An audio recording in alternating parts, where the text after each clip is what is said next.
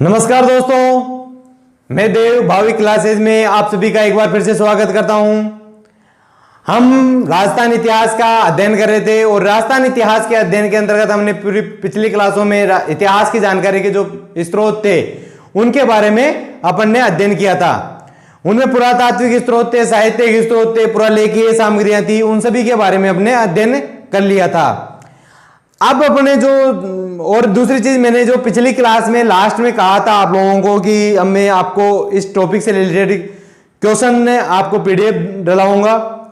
तो पीडीएफ अभी तक तैयार कंप्लीट हो चुकी है मगर वो मेरा डालना हो नहीं पाया है। तो मैं कोशिश करूंगा कि कल या परसों में, जैसे मेरे को टाइम मिलता है, कल या परसों में मैं आपको जो इतिहास की जानकारी के स्रोत थे उनके बारे में मैं आपको एक क्वेश्चन आंसर उसकी पीडीएफ तैयार करा के दे दूंगा भाई, ठीक है ना। 75 क्वेश्चन अपन ने तैयार किए हैं जो पिछले एग्जामों में, अब तक के एग्जामों में पूछे गए हैं ना क्वेश्चन, उन क्वेश्चनों को अपन ने तैयार किया है। और अब देखिए अपन बात करते हैं कि जो आज का अपना टॉपिक है उसके बारे में बात करें। तो आज का अपना टॉपिक है भाई, देखिए राजस्थान का जो परिचय है, राजस्थान का एक छोटा सा स्मॉल अपन परिचय लेंगे। तो उसमें राजस्थान के बारे में अपन बात करेंगे, जो वर्तमान स्थिति के बारे में बात करेंगे। उसके अलावा जो उसके प्राचीन नाम थे, जिस भाग के प्राचीन नाम थे, आज उस प्राचीन भाग में कौन कौन सा जिला आता है, आज वर्तमान में कौन से जिले का किधर का भाग आता है, उन सभी के बारे में अपन बातें करेंगे भाई, ठीक है। ताकि अब आगे जब पढ़ेंगे भी ना इस इतिहास में, तो ये नाम क्या है कि बार बार आएंगे। तो उस समय जब अपन उल्लेख करेंगे ना उनका, तो उसमें आपको सबको ये पता होना चाहिए कि अपन ने कौन से क्षेत्र का हम उल्लेख कर रहे हैं। और ये क्षेत्र कई बार आपके एग्जाम में भी पूछे जा चुके हैं, तो इसलिए भी ये काफी इंपॉर्टेंट होते हैं भाई। प्राचीन नाम जैसे कि राजस्थान का अपन पूछें कि जांगल देश कौन सा है, तो ये क्वेश्चन आया हुआ है आपका, जांगल देश का भी आया हुआ है। जांगल देश की जो राजधानी अहिच्छत्रपुर थी प्राचीन काल में, वो अहिच्छत्रपुर के बारे में भी आया हुआ है। अहिच्छत्रपुर का वर्तमान नाम आया हुआ है। उसके अलावा जो मत्स्य जनपद था उसके बारे में आया है, सीवी जनपद के बारे में क्वेश्चन है। तो इन सबका अपन एक बार संक्षिप्त में छोटा सा स्मॉल सा इनका सबका अपन परिचय कर लेते हैं भाई, ठीक है। तो आज का अपना जो टॉपिक रहेगा वो कौन सा टॉपिक रहेगा भाई, तो वह है राजस्थान का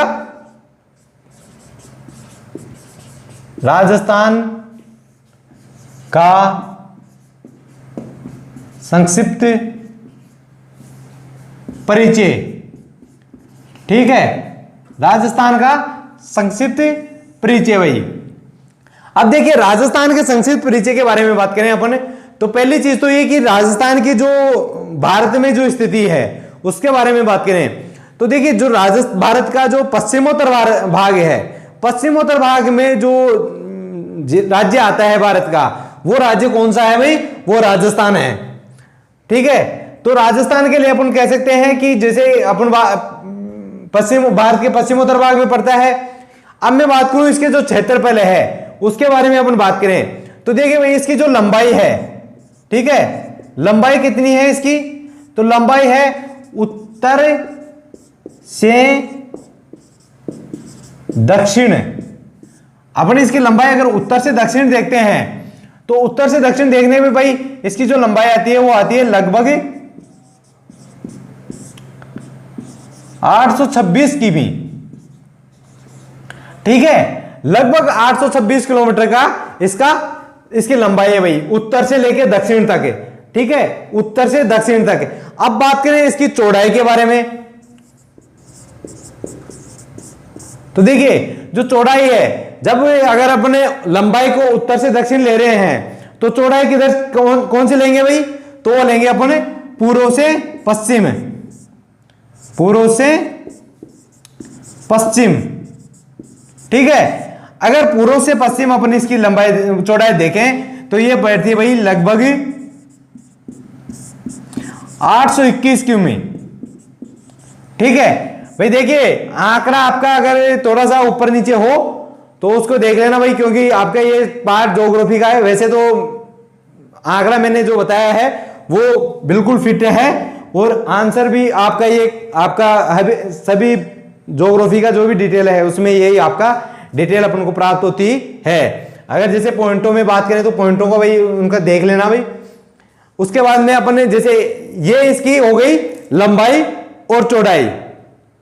उसके बाद में अपन बात करें कि जो इसकी क्षेत्रफल है, अपन इसका क्षेत्रफल के बारे में बात करें तो क्षेत्रफल कितना है भाई इसका,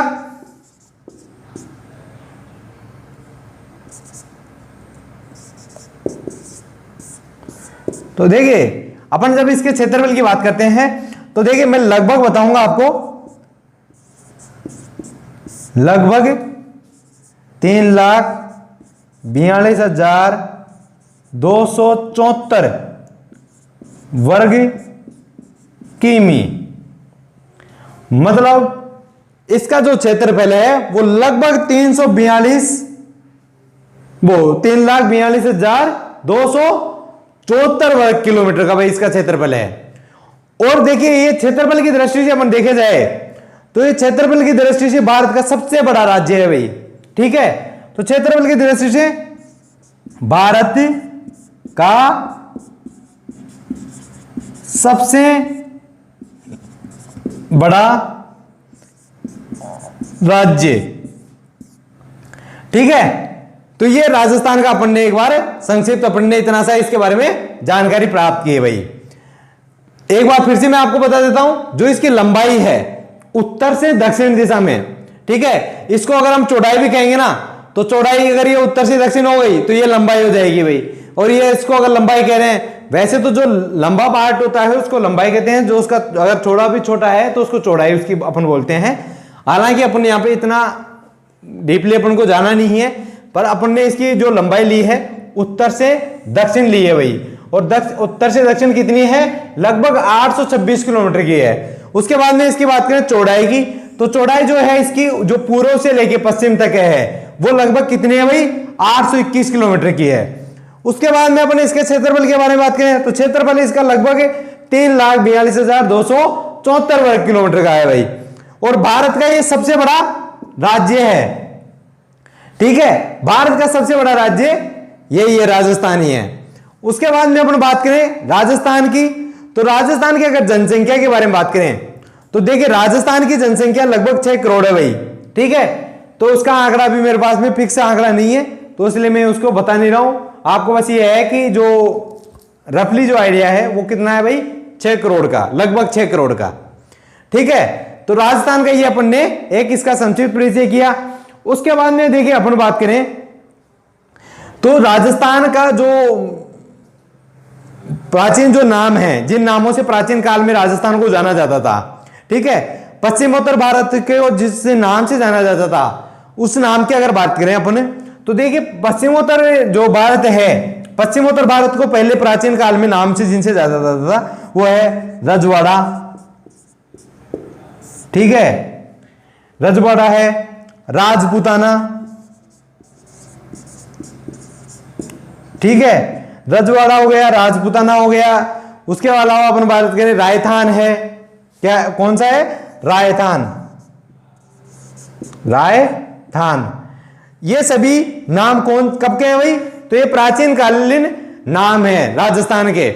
उसके बाद में अपन बात करें कि देखिए जो राजस्थान का नाम की अगर मैं बात करूं तो राजस्थान जो शब्द का नाम का प्रयोग किया है वो अपन ने पहले भी अपने पिछली क्लासों में बात की थी कि राजस्थान का पहला बार नाम जो उसने लिया है, देखिए 1949 ईस्वी तक, ठीक है, राजस्थान तक राजस्थान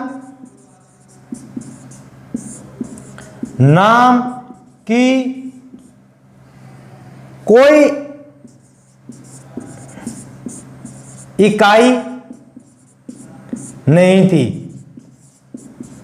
ठीक है।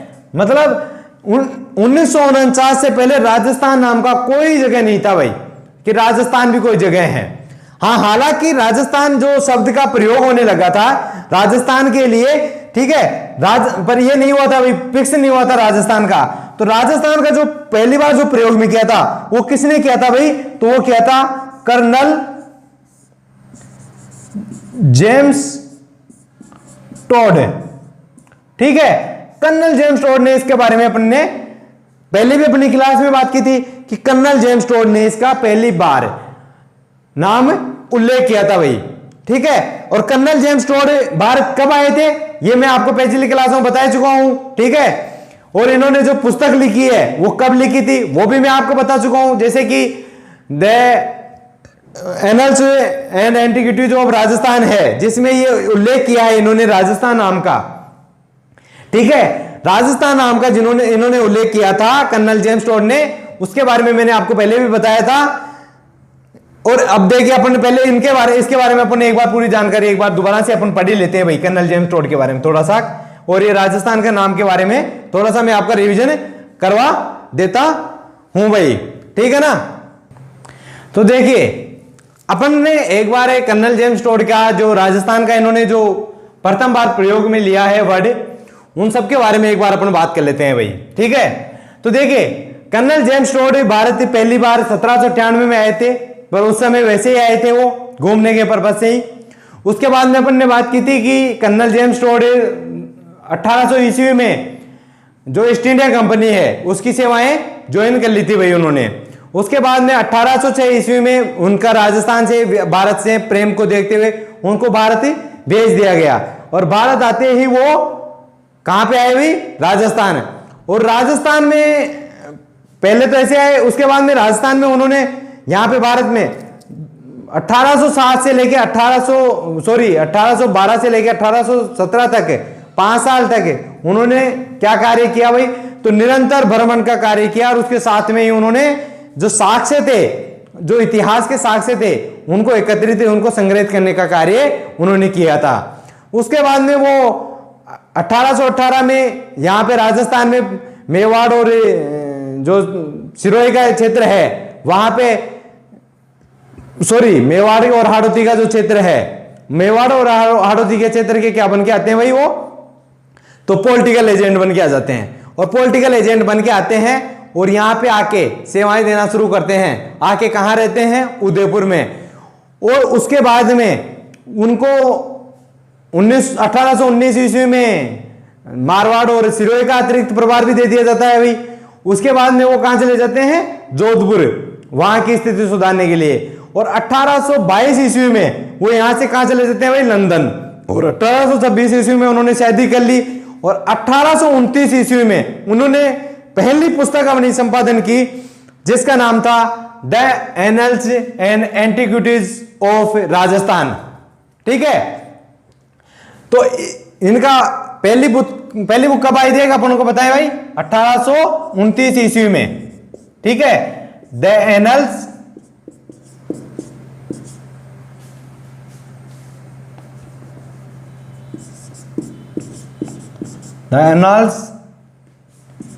एंड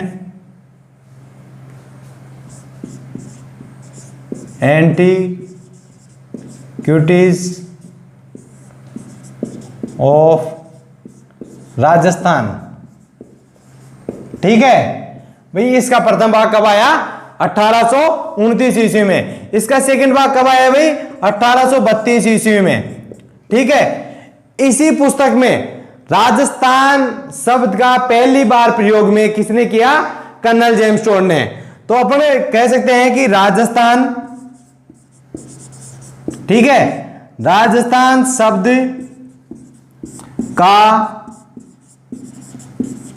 प्रथम बार प्रयोग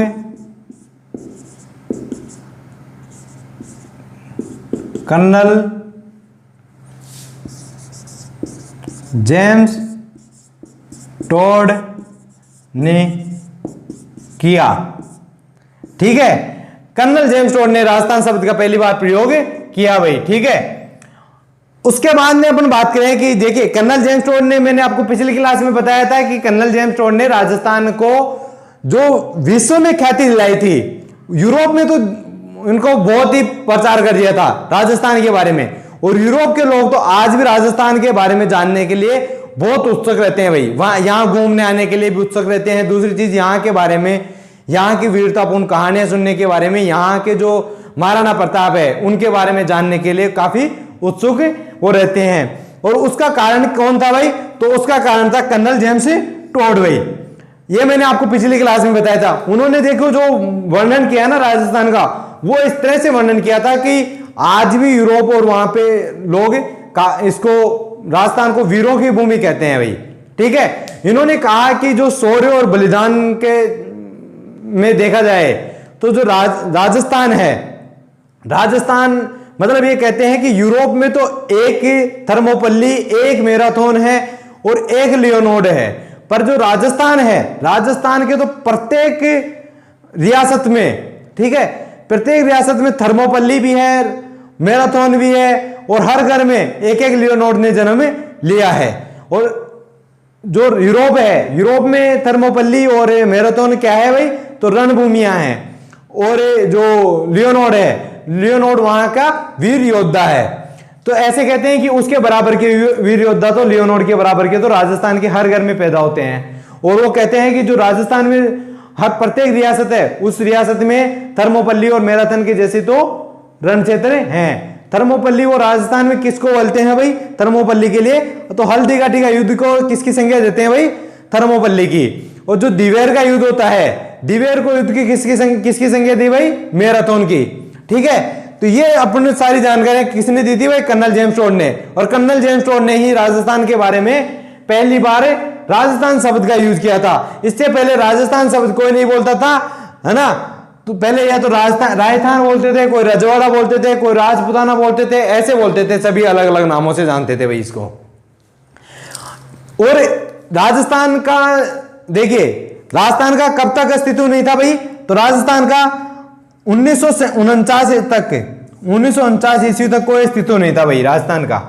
ठीक है, राजस्थान का कोई अस्तित्व नहीं था 1949 तक।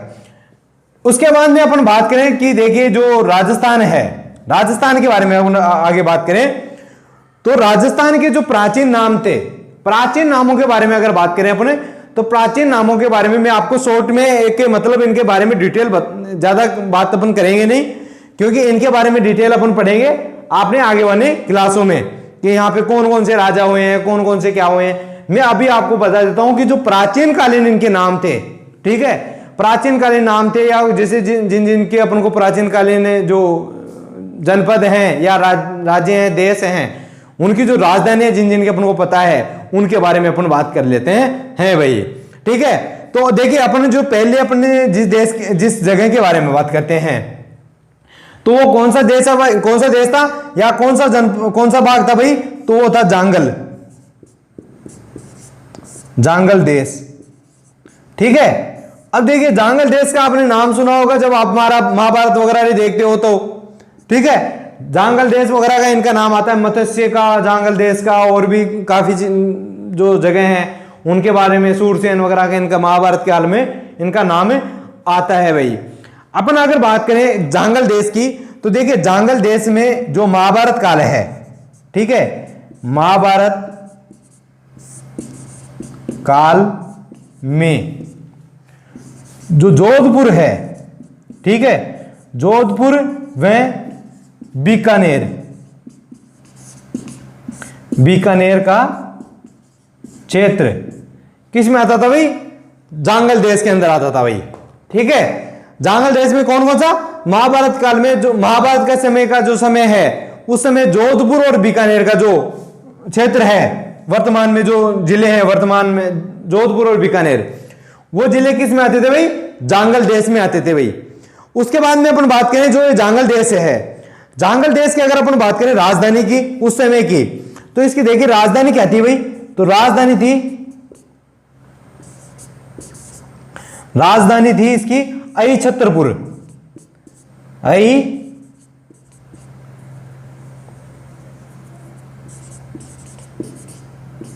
छत्रपुर। ठीक है, अई छत्रपुर, और अई छत्रपुर को अपन को वर्तमान में किस नाम से जानते हैं भाई, तो अई छत्रपुर वर्तमान में नागौर नाम है इसका। ठीक है, जो नागौर जिला है ना अपना, नागौर जिले का क्या नाम था भाई, अई छत्रपुर प्राचीन काल में। और प्राचीन काल में ये किसकी राजधानी थी भाई, तो ये जांगल देश की राजधानी थी। और जांगल देश में कौन कौन सी जगह आती थी, तो जांगल देश में जोधपुर और बीकानेर का जो क्षेत्र है वो जांगल देश के अंदर आता था भाई। ठीक है, और इसके बारे में अपने अब आगे अपने अलग दूसरे जो देश हैं, उन जगह हैं उनके जैसे मत्स्य देश हैं, उनके बारे में अपन बात करते हैं। तो देखिए भाई, जो अपना जो अगला जो जगह है जिसके बारे में अपन बात कर रहे हैं वो कौन सी जगह है भाई? तो है मत्स्य जनपद। ठीक है, अगर आप लोगों ने महाभारत देखा हो तो महाभारत में मत्स्य जनपद का काफी नाम आता है भाई। इसको कहा जाता है कि मत्स्य जनपद महाभारत काल का एक राजनीतिक में बहुत ही महत्वपूर्ण केंद्र था। ठीक है, तो अपन बात करें जो मत्स्य जनपद है, मत्स्य जनपद में कौन कौन सी जगह आती थी उसके बारे में अगर बात करें अपन, तो देखिए भाई, अलवर, ठीक है, जयपुर, अलवर, जयपुर और भरतपुर का कुछ भाग भाई, भरतपुर का कुछ भाग। ठीक है, कुछ भूभाग, भरतपुर का कुछ भाग भूभाग और अलवर, जयपुर इसके में क्षेत्र में आते थे भाई। अगर अपने इस जगह की राजधानी के बारे में बात करें तो राजधानी के बारे में जब अपन बात करते हैं तो देखिए, राजधानी क्या कौन सी जगह है? तो राजधानी है भाई बेराट। ठीक है, बेराट का नाम तो काफी आप लोगों ने सुना भी होगा, बेराट। और बेराट को अगर अपन अभी वर्तमान में बात करें तो बेराट का क्या नाम है भाई? विराट नगर। और विराट नगर कहां पड़ता है भाई? जयपुर में। ठीक है, जयपुर जिले के अंदर आता है भाई। जयपुर से अपन अगर दिल्ली रोड पे जाएंगे, शाहपुरा है, शाहपुरा के पास में ही विराट नगर है। वर्तमान में भी विराट नगर है। इसको आज विराट नगर के नाम से चलते हैं, प्राचीन काल में इसका नाम था विराट नगर। ठीक है, और विराट का अगर आप जानते हो तो महाभारत काल में इसी विराट का जो इनके पांडव थे, इनके जो अज्ञातवास था उसमें इनका इन जगहों का काफी भी बार इसका वर्णन होता है भाई। ठीक है, तो ये उस समय की जो महाभारत काल है उस समय का राजनीति का सबसे महत्वपूर्ण, या अपन कहें कि काफी महत्वपूर्ण, सबसे महत्वपूर्ण तो नहीं कह सकते हैं पर काफी महत्वपूर्ण ये जगह थी भाई। ठीक है, उसके बाद में अपन इसके अलावा अपन आगे बात करें इसके अगले उनके बारे में, तो देखिए अपन इनके बारे में इतनी ज्यादा बात नहीं करेंगे। तो अपना जो अगला जो जगह है वो है भाई सूरसेन। कौन सी जगह है? सूरसेन जनपद। ठीक है, सूरसेन जनपद के बारे में अपन बात करें तो देखिए, सूरसेन जनपद में आता था भाई उस समय का, देखिए कौन कौन सी जगह आती थी? तो भरतपुर,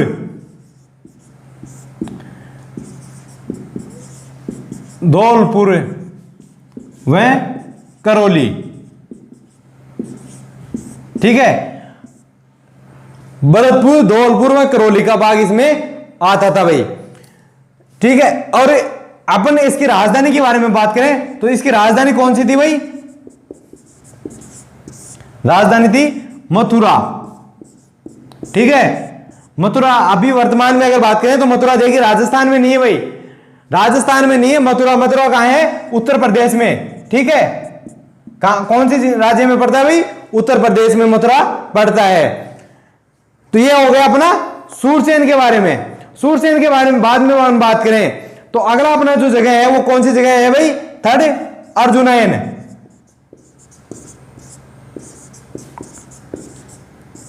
ठीक है, अर्जुनयन देश के बारे में अगर बात करें, अर्जुनयन के बारे में अगर हम बात करें तो देखिए, एक राजा हुआ था संग। ठीक है, तो एक आ जाता है सुंगु या कण्व, उसके समय की बात है ये। और उसके अगर काल की अपन बात करें तो ये जो अर्जुनयन भाग है, तो अर्जुनयन भाग में जो जो जगह आती थी उनके बारे में अगर बात करें अपने, तो इसमें आता था भाई देखिए, अलवर,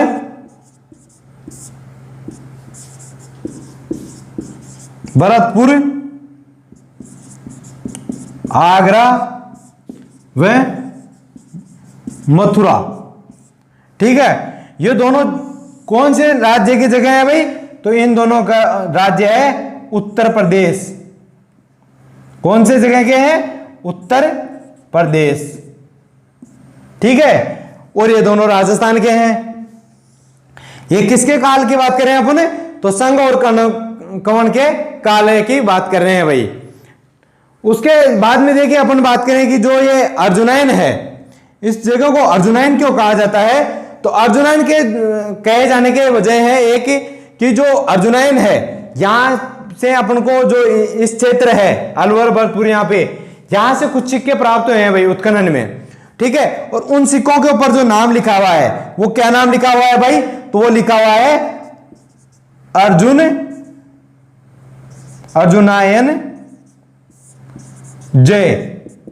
क्या नाम लिखा हुआ है, अर्जुनायन जय, ये इसके ऊपर नाम लिखा हुआ है। और इस नाम की वजह से ही इस क्षेत्र का नाम क्या निकाल दिया भाई, अर्जुनायन, ठीक है। कहा जाता है कि अर्जुनायन नामक एक राजा था और उसी के नाम से वो सिक्के चलते थे और उसी वजह से इसको क्या नाम दे दिया भाई, अर्जुनायन, ठीक है। ठीक है, तो आप अपने आगे बात करते हैं। तो जिस जगह के बारे में अपन बात करेंगे अब आगे देखिए, वो है मेदपाट। मेदपाट, और मेदपाट को अपन किस नाम से जानते हैं भाई, मेवाड़, ठीक है।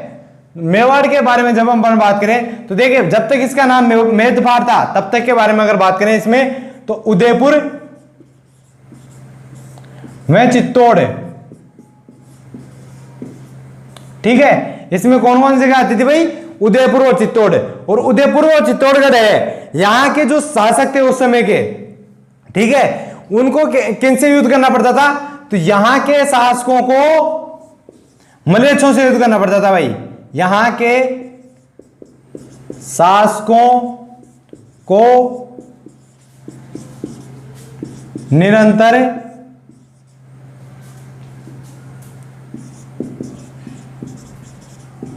मलेच्छों से संघर्ष करना पड़ता था, ठीक है। यहां के शासकों को किससे संघर्ष करना पड़ता था भाई, निरंतर मलेच्छों से संघर्ष करना पड़ता था। और इनको संघर्ष करने की वजह से, ये निरंतर मलेच्छों से संघर्ष करने की वजह से इनको क्या कहते थे भाई, तो इनको कहते थे मलेच्छों को मारने वाले, अर्थात मेद। क्या कहते थे भाई इनको, मेद कहते थे, मतलब मलेच्छों को मारने वाले मेद। और जिस जगह पे ये शासन करते थे उस जगह का क्या नाम था भाई, तो मेदपाट, ठीक है। प्राचीन काल में क्या नाम है इस जगह का, मेदपाट। और मेदपाट में वर्तमान कौन कौन से जिले आते थे भाई, उदयपुर और चित्तौड़। उसके बाद में मेदपाट का क्या नाम पड़ गया भाई, मेवाड़, ठीक है। उसके बाद में क्या नाम पड़ गया इसका, मेवाड़। और जब इसका मेवाड़ नाम हो गया तो मेवाड़ नाम होने के बाद में जो जो इसमें जिले आते थे उनके बारे में अगर बात करें तो देखिए उदयपुर है, उदयपुर, राजसमंद, चित्तौड़, भीलवाड़ा, डूंगरपुर, ठीक है, डूंगरपुर और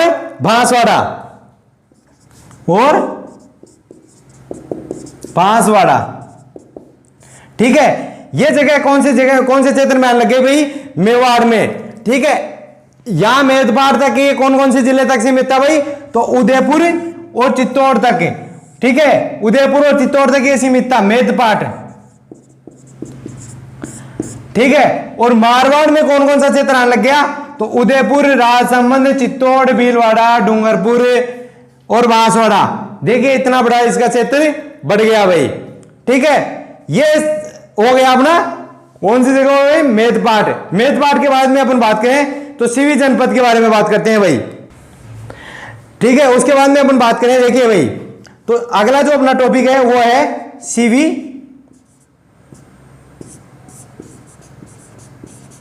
जनपद, ठीक है। सीवी जनपद के बारे में बात करें, देखिए इसमें जो क्षेत्र नाम आता है सीवी जनपद में वो कौन सा नाम आता है भाई, तो चित्तौड़ और उदयपुर, चित्तौड़ और उदयपुर, ठीक है। सीवी जनपद में कौन सी जगह आती है भाई, चित्तौड़ और उदयपुर। देखिए मेदपाट भी इसका नाम था, सीवी जनपद भी इनका नाम था। ये अलग अलग काल के अलग अलग नाम है भाई, ठीक है। ये कंफ्यूजन मत होना कि जैसे कि चित्तौड़ इसमें भी आ रहा है, उदयपुर इसमें भी आ रहा है, तो चित्तौड़ और उदयपुर जब आ रहा है तो इसका अलग अलग काल का अलग अलग नाम है भाई, ठीक है। अपन सीवी जनपद के बारे में बात करें तो देखिए सीवी जनपद में कौन कौन जगह आती है, चित्तौड़ और उदयपुर भाई, ठीक है। अब मैं अगर इनके बारे में बात करूं चित्तौड़ और उदयपुर के, तो इसकी राजधानी कौन सी थी भाई, तो इसकी राजधानी थी भाई मध्यमिका। तो कौन सी जगह थी, राजधानी मध्यमिका, ठीक है, मध्यमिका। यहां पे कुछ सिक्के प्राप्त हुए हैं, उसमें क्या नाम लिखा हुआ मिला भाई, मध्यमिका है, जो यहां के एक नाम है इसी का। देखिए वर्तमान में ये मध्यमिका जो नाम है इसका क्या नाम है भाई, नगरी। और नगरी कहां पड़ती है भाई, चित्तौड़ में, ठीक है, नगरी कहां पड़ती है, चित्तौड़ में। ये नगरी है, नगरी में यहां पे उत्खनन में कुछ सिक्के प्राप्त हुए हैं, उसमें क्या नाम लिखा हुआ मिला भाई, मध्यमिकाय। ये सिक्के किस मतलब कि उनसे पता चलता है कि ये मध्यमिकाय सिक्का है। और मध्यमिका जो यूज किया है वर्ड वो किसके लिए यूज किया है, नगरी के लिए भाई, ठीक है। ये नगरी राजधानी हो गई। उसके बाद में अगर अपन बात करें तो जो अगला जो अपना क्षेत्र है वो कौन सा क्षेत्र है उसके बारे में बात करते हो, तो देखिए मारवाड़, ठीक है, मारवाड़ क्षेत्र। मारवाड़ क्षेत्र के बारे में अगर बात करें, देखिए कुछ क्षेत्र ऐसे हैं जिनको अगर आज भी अपन देखें तो आज भी कुछ लोग उस वर्ड का यूज करते हैं भाई। जोधपुर वगैरह का क्षेत्र का अगर कोई आएगा तो अपने आप को मारवाड़ी कहेगा भाई, आज भी। उदयपुर चित्तौड़गढ़ इधर का क्षेत्र का आएगा तो मेवाड़ अपने आप को क्या बोलता है, मेवाड़ी, ठीक है। अगर कोटा बूंदी के आसपास का आता है तो अपन को क्या बोलता है, हाड़ौती, ठीक है, हाड़ौती क्षेत्र का। और जो जयपुर के आसपास के जिनके क्षेत्र के हैं वो कौन से क्षेत्र बोलते हैं भाई, तो ढूंढाड़ी। अगर टोंक और झालावाड़ क्षेत्र के अगर बारे में बात करें अपने तो वो क्या बोलते हैं भाई अपने आप को, मालव प्रदेश के, ठीक है। तो इस तरह से अलग अलग जगहों के अलग अलग नाम प्रचलित थे भाई। अगर जैसे अपन बात करें कि जैसे सिरोही है, सिरोही को उस समय आपूर्ति देश कहते थे, ठीक है। तो अलग अलग जगहों के और उन्हीं की इन जगहों के जब नाम थे, आज अगर अपने राजस्थान से कहीं बाहर जाते हैं तो अपनी भाषा से सुनने के बाद में अपन को अगला जब भाषा सुन लेता है, भाषा सुनने के बाद में अपन को बोल देता है क्या भाई राजस्थान से हो, अपन बोलते हैं हाँ भाई, ठीक है।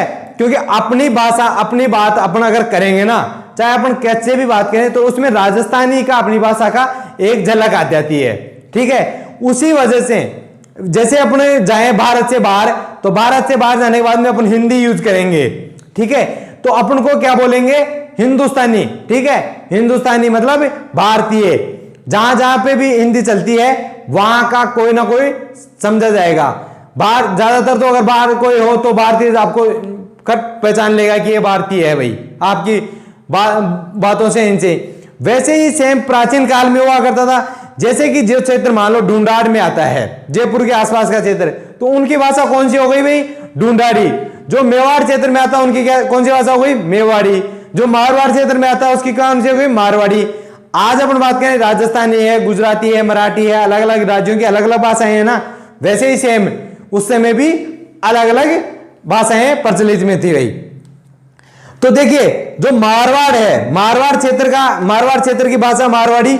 और जो मारवाड़ क्षेत्र है, मारवाड़ क्षेत्र में कौन सी जगह आती है भाई, तो मारवाड़ में आता है भाई जोधपुर आपके, ठीक है। मारवाड़ में कौन सी जगह आती है भाई, जोधपुर में। और देखिए बात करें मारवाड़ के बारे में तो मारवाड़ का जो पहले जो नाम था, प्राचीन कालीन नाम है, तो इसका शुरुआत में नाम था भाई मरु, ठीक है, मरु। उसके बाद में क्या नाम हुआ, मरुवार, मरुवार। और मरुवार के बाद में क्या नाम पड़ा भाई इसका, मरुवार के बाद में मारवाड़,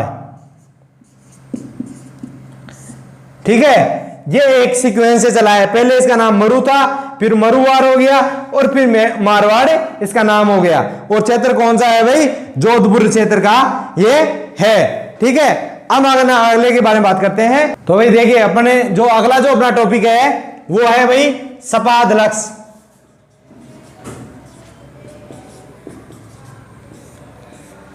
ठीक है। अपन अगर बात करें सपादलक्ष के बारे में तो देखिए सपादलक्ष अपन ने अभी थोड़ी देर पहले एक जगह के बारे में बात किया था, जांगल देश, ठीक है। जोधपुर और बीकानेर का जो भाग है महाभारत काल में, उसको किस नाम से जानते थे भाई? जांगल देश के नाम से। तो जांगल देश के जो पूर्वी भाग है, किसका? जांगल देश के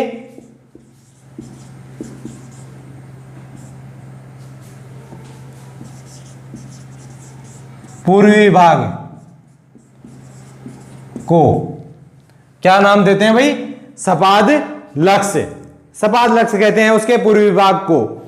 अगर अपन बात करें अबागेस के बारे में, देखिए तो सपाद जो लक्ष्य है, यहां पे एक वंश का शासन स्थापना हुआ है, और वो वंश कौन सा है भाई?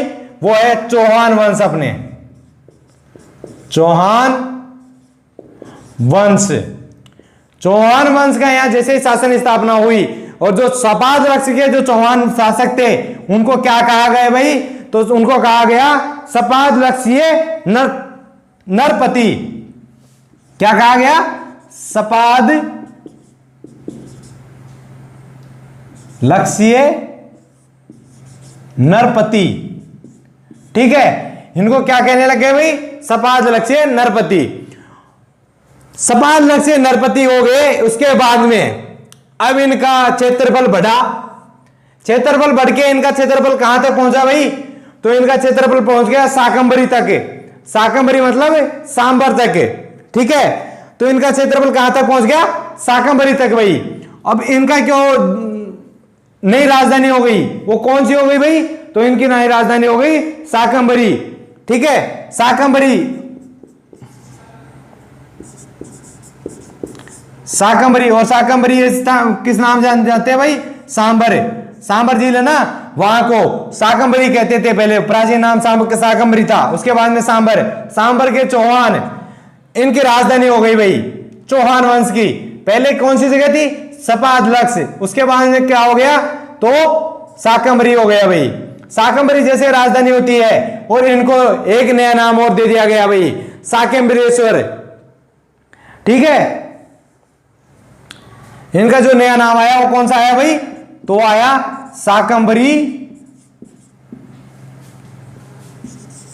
शाकंभरीश्वर। ठीक है, शाकंभरीश्वर आ गया। अब इन चौहान वंश को क्या कहने लग गए? शाकंभरीश्वर। उसके बाद में फिर इनका राज्य का विस्तार हुआ, और इनके राज्य का विस्तार हो गया। अब नई राजधानी इनकी क्या बन गई भाई? अजमेर। ठीक है, अजमेर इनकी राजधानी बन गई। और अजमेर जैसे इनकी राजधानी बनी, उसके बाद में अगर बात करें तो जो इस क्षेत्र में जो जो जो राज्य जिले, जो वर्तमान के जो जिले आते हैं, उनके बारे में अगर बात करें तो देखिए, एक तो जो पूरा मेवाड़ का अपन ने भी देखा था क्षेत्र, तो पूरा मेवाड़ आता है, मारवाड़। ठीक है, मेवाड़, मारवाड़, बीकानेर और दिल्ली। ठीक है भाई, इनका कहां तक शासन स्थापना हो गई? दिल्ली तक भाई। कहा जाता है जो अजमेर के जो शासक हैं पृथ्वीराज चौहान तृतीय, पृथ्वीराज चौहान तृतीय के समय में जो चौहान वंशों का जो शासन था वो कहां तक पहुंच गया था भाई? दिल्ली तक। ठीक है, और दिल्ली जब पहुंचा था तब उस समय उनकी राजधानी कौन सी जगह थी भाई? सांबर। अजमेर। अजमेर इनकी राजधानी उस समय थी। उसके बाद में देखिए अपना हो गया सपाद लक्ष्य। उसके बाद में अपन बात करते हैं नए जो टॉपिक है उनके बारे में। अगर बात करें तो देखिए नए जो टॉपिक है वो है एक गुर्जरतरा। गुर्जरतरा के बारे में बात करें तो गुर्जरतरा में कौन सा क्षेत्र आता था भाई? तो जोधपुर के दक्षिण का भाग,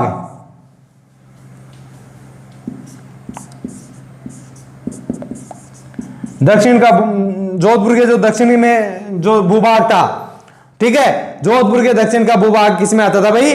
तो जोधपुर के दक्षिण का भूभाग गुर्जरतरा में आता था भाई।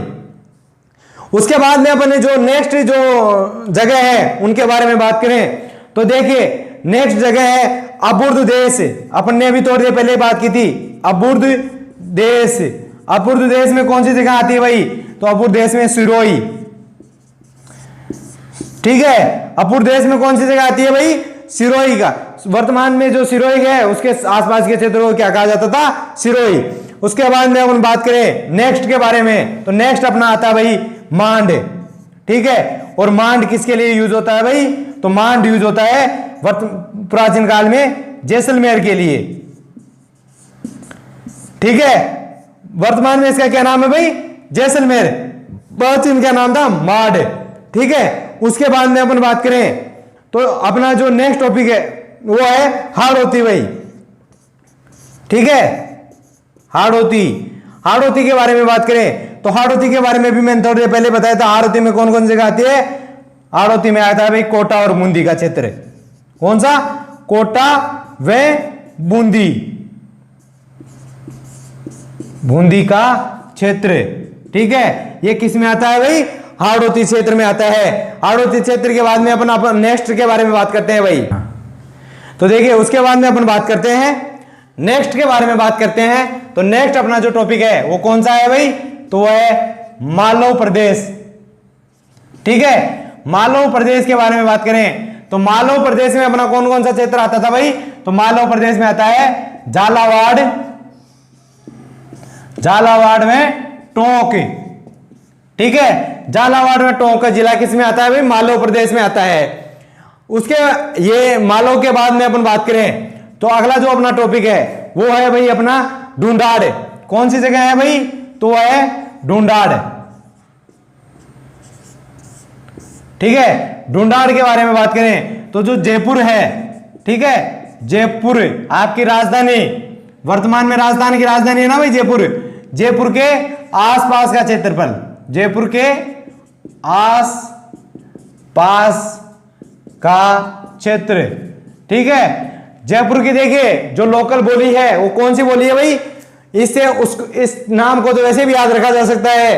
देखिए कुछ नाम तो ऐसे हैं कि आपको अगर इनकी प्राचीन भाषाओं को या वर्तमान आपकी जिस क्षेत्रीय भाषा को अगर आप जानते हो, ठीक है, तो प्राचीन नामों को आप ऐसे भी जान जाते हो। जैसे हाड़ौती है, हाड़ौती भाषा है, अगर हाड़ौती क्षेत्र की हाड़ौती भाषा हो गई, जैसे ढूंढाड़ी की ठीक है, ढूंढाड़ क्षेत्र की ढूंढाड़ी भाषा हो गई, और जो मारवाड़ है, मारवाड़ की मारवाड़ी और मेवाड़ की मेवाड़ी भाषा। तो ऐसे ही अलग अलग यहाँ पे अपने भाषाएं बोली जाती है राजस्थान में, और राजस्थान अलग अलग भाषाओं के नाम से उनके प्राचीन नामों को भी आप जान सकते हो भाई, ठीक है। उसके बाद में अपने अगले के बारे में बात करें तो देखिए अपने यहाँ पे एक भाषा और चलती है बांगड़ी, ठीक है। और जो बांगड़ उसको किस नाम से जानते हैं, बांगड़ प्रदेश के नाम से जानते हैं। और बांगड़ प्रदेश में जो आता है वो कौन सा जगह आती है भाई, एक तो डूंगरपुर वह बांसवाड़ा, डूंगरपुर और बांसवाड़ा के जो आसपास का क्षेत्र है, इनके मध्य का जो क्षेत्र है वो किस में आता है भाई, बांगड़ में। और यहाँ की भाषा को क्या बोलते हैं, बांगड़ी भाषा बोलते हैं भाई, ठीक है। ये अपना यहाँ पे अपना हो गया, अपन ने प्राचीन नामों के बारे में बात की है। अब प्राचीन नामों के बाद में देखिए कुछ क्षेत्रों के भौगोलिक नाम भी प्रसिद्ध है भाई। अब भौगोलिक नामों के बारे में अपन बात करते हैं। तो देखिए अपन अभी भौगोलिक क्षेत्रों के बारे में बात करते हैं। तो भौगोलिक क्षेत्रों के जब बारे में बात करते हैं तो भौगोलिक क्षेत्रों में पहला अपना जो आता है भाई, कौन सा प्रदेश आता है भाई पहला, तो वो आता है कांठल प्रदेश। कौन सा, कांठल प्रदेश, कांठल। और कांठल में कौन सी जगह का नाम आता है भाई, तो जो नदी है माही, ठीक है, माही नदी के जो किनारा है जिसको क्या बोलते हैं, कांठ है, ठीक है, वो माही नदी के किनारे वह माही नदी के बाद में अगर बात करें, देखिए जो प्रतापगढ़ है, ठीक है, प्रतापगढ़ का समीप जो स्थल है, ठीक है, प्रतापगढ़ के पास के समीप का क्षेत्र, ठीक है। तो माही नदी के जो किनारे का क्षेत्र था वो, और प्रतापगढ़ के जो समीप का क्षेत्र है, हालांकि जो माही नदी है वो प्रतापगढ़ के बिल्कुल पास में ही है, किनारे वहीं पे है। तो अपन ये भी कह सकते हैं डायरेक्ट भी कि प्रतापगढ़ के जो समीप का जो क्षेत्र है वो सारा क्षेत्र किस में आता है भाई, कांठल प्रदेश में। और ठीक है, इसको कांठल प्रदेश क्यों कहा जाता है भाई? तो नदी के किनारे होने की वजह से, और यहां इस क्षेत्र को क्या बोलते हैं? कांठे, ठीक है, इसलिए इसको कांठल प्रदेश बोलते हैं भाई। उसके बाद में अपना नेक्स्ट जो टॉपिक है उसके बारे में बात करें तो नेक्स्ट अपना टॉपिक है भाई 56, ठीक है। जानते होंगे 56 का मैदान, आपने सुना भी होगा 56, जो 56 का जो मैदान कहा जाता है या 56 कहा जाता है, 56 किस क्षेत्र को कहा जाता है भाई? तो 56 यहां पे एक समूह है जहां पे 56 ग्राम है भाई, ठीक है। तो यहां अपन लिख सकते हैं भाई 56 ग्राम समूह,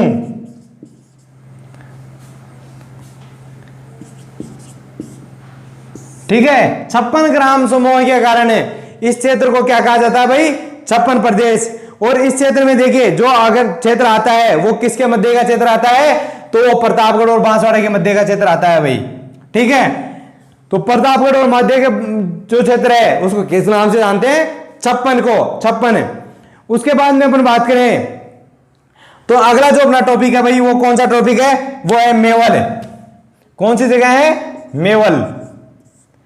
मेवल के बारे में बात करें तो मेवल के क्षेत्र में जो जगह आती है वो कौन सी आती है भाई? तो वो आती है डूंगरपुर, डूंगरपुर व बांसवाड़ा के मध्य का क्षेत्र,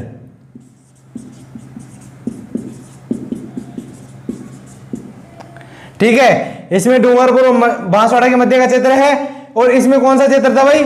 प्रतापगढ़ व बांसवाड़ा, ठीक है। प्रतापगढ़ और बांसवाड़ा के मध्य का क्षेत्र इसमें किसमें आता था? 56 में। और मेवल में डूंगरपुर और बांसवाड़ा के मध्य का क्षेत्र आता है भाई। उसके बाद में अपन बात करें तो देखिए ऊपर माला क्षेत्र, ठीक है। कौन सा आ गया? ऊपर माल, ऊपर माला नहीं है, सॉरी, ये ऊपर माल है भाई, ठीक है। ऊपर माल क्षेत्र के बारे में बात करें तो ऊपर माल क्षेत्र किसको कहते हैं? तो देखिए भाई बेसोरगढ़,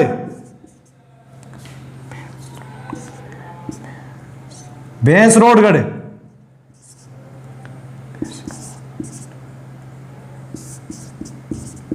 भैंसरोडगढ़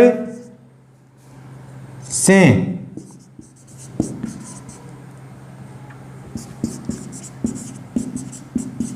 बिजोलिया तक का क्षेत्र किसमें आता था भाई? ऊपर माल में। और इसको ऊपर माल क्यों कहा जाता था? कि ये जो भूमि है वह कैसी भूमि है भाई? तो ये भूमि है पठारी, पठारी भूमि होने के कारण, होने के कारण इसको किस नाम से जानते हैं भाई? ऊपर माल, ठीक है। ऊपर मतलब ऊपर होना, पठारी क्षेत्र है तो थोड़ा सा ऊपर है ये बाकी समतल से, ठीक है, इसलिए इसको ऊपर माल भूमि कहा जाता है भाई। उसके बाद में अपन बात करें, देखिए तो अगला जो अपना टॉपिक है वो कौन सी जगह है भाई? तो वो है गिरवा। कौन सी जगह है? गिरवा। और जो इसको गिरवा कहा जाता है, गिरवा क्यों कहा जाता है भाई? गिरवा कहने का कारण है उदयपुर, इसमें क्षेत्र आता है उदयपुर, ठीक है। और उदयपुर के जो आसपास में जो पहाड़ियां हैं, ठीक है, तो इसमें अपन कह सकते हैं उदयपुर के आस पास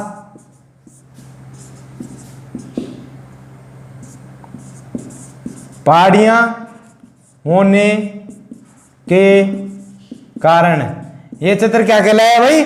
गिरवा प्रदेश, ठीक है। ये नाम किस आधार पे पड़े हुए थे भाई?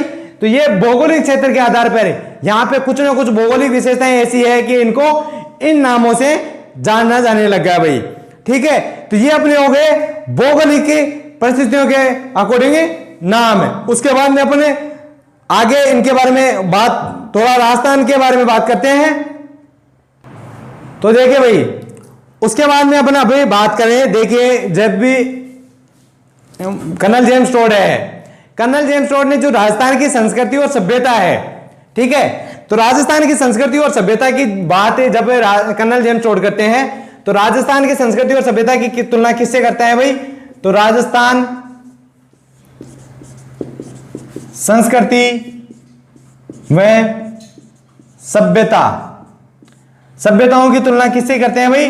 राजस्थान की सभ्यता और संस्कृति की, तो ये यूनान की संस्कृति व सभ्यता। ठीक है, यूनान की संस्कृति और सभ्यता से इसकी तुलना करते हैं भाई। ठीक है, और राजस्थान की जब सभ्यता और संस्कृति के बारे में तुलना में बात करते हैं तो देखिए अपन भी ये चीजें जानते हैं कि राजस्थान, यहाँ पे अपन राजस्थान की नहीं करें बात, पूरे भारत की बात करें तो भारत में जब प्राचीन काल में जो सभ्यताएं विकसित थी वो काफी संतुलित, या हम कहूं कि जैसे कि सुव्यवस्थित थी। ठीक है, सुव्यवस्थित सभ्यताएं उस समय राजस्थान में थी, राजस्थान में या भारत में थी भाई। तो राजस्थान की अगर सभ्यताओं के बारे में बात करते हैं अपन अभी, तो राजस्थान की सभ्यताएं हैं, सभ्यताओं के राजस्थान की सभ्यताओं के बारे में बात करें तो देखिए राजस्थान में जो सभ्यताएं हैं, राजस्थान में जो कब की सभ्यताएं हैं, तो राजस्थान में देखिए सिंधु नदी, सिंधु घाटी सभ्यता, सिंधु घाटी सभ्यता है, सिंधु नदी के किनारे विकसित सभ्यता है भाई ये। ठीक है, और सिंधु नदी थोड़ी देर तो भारत में बहती है, जम्मू कश्मीर में, उसके बाद में कहां चली जाती है भाई? पाकिस्तान में। ठीक है, तो ये उसी जगह की ये कहां सभ्यता कहां पे है? पाकिस्तान में। वर्तमान में कहां, कौन सी जगह पे पड़ती है भाई? ये पाकिस्तान में। तो कहा जाता है कि जो राजस्थान है, राजस्थान में सिंधु घाटी सभ्यता से भी प्राचीन सभ्यताएं है। जैसे कि यहाँ पे अपन बात करेंगे अभी, जब सभ्यताओं के बारे में पढ़ेंगे ना तो सभ्यताओं के बारे में बात करेंगे, जब ये सभ्यता तो जैसे कि 4000 साढ़े 4000 साल पहले की बात है। राजस्थान में लगभग 5-5 6 साल, आज से 5-5 6 साल पहले की भी सभ्यताएं प्राप्त हुई है, और वो सभ्यताएं इतनी ज्यादा व्यवस्थित तरीके से बनी हुई थी। जो अपन बात करेंगे आगे, उनके जो भवन थे, भवनों के बारे में, या उनकी जो सड़कें थी, सड़कें उनकी बिल्कुल सुचारू रूप से, मतलब एक तरह से समकोण पे काटना, और जो उनकी नालियां थी, उनकी नालियां ढकी हुई होना, आज के 5 से 6000 साल पहले ऐसी व्यवस्था, ऐसी सभ्यता विकसित होना बहुत बड़ी बात थी भाई। ठीक है, आज भी नहीं है। आज भी अपन अगर कहीं जाए ना, छोटी मोटी अगर गलियों में कहीं निकल जाए ना, तो आज भी पानी नालियों से बाहर बहता हुआ मिल जाएगा। उस समय वहां पे नहीं होता था भाई। ठीक है, जब अपन बात करेंगे, जब सभ्यताओं के बारे में बात करेंगे तब, तो राजस्थान में कहा जाता है कि जो सिंधु घाटी सभ्यता है, सिंधु घाटी सभ्यता से भी प्राचीन सभ्यताएं प्राप्त होती है। यहां पे जो सभ्यताएं प्राप्त होती है, जो सभ्यता, उन सभ्यताओं का अगर काल के बारे में बात करें तो ये भाई 5 से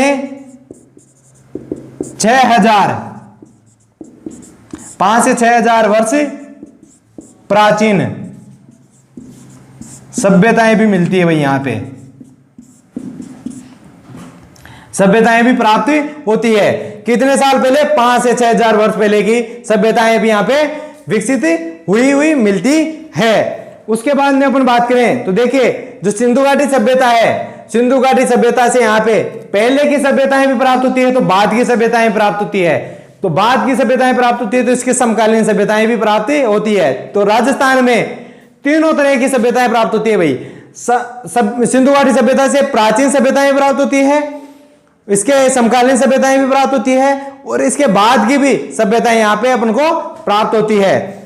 अब अपने अपनी अगली क्लास में इन सभ्यताओं के बारे में अपने एक सभ्यताओं के बारे में अपना अध्ययन करेंगे भाई।